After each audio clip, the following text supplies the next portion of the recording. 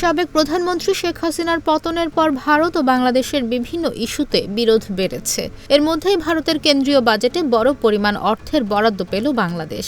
ভারতীয় সংবাদ মাধ্যম হিন্দুস্তান টাইমসের প্রতিবেদনে এ তথ্য জানানো হয়।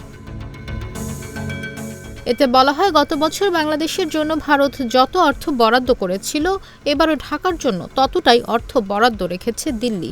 এবারের বাজেটে পররাষ্ট্র মন্ত্রণালয়ের জন্য সব মিলিয়ে বরাদ্দ করা হয়েছে 20,516 কোটি রুপি।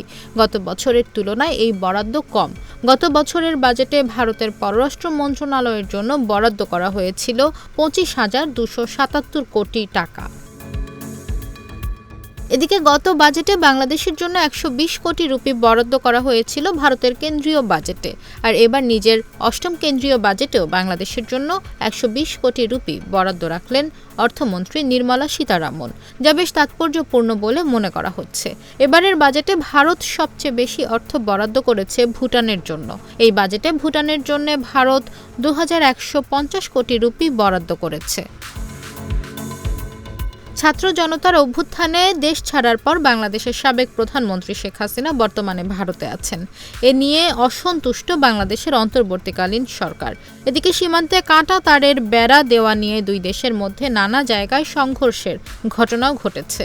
এছাড়াও বাংলাদেশের সংখ্যালঘু নির্যাতন নিয়েও ক্ষুব্ধ ভারত।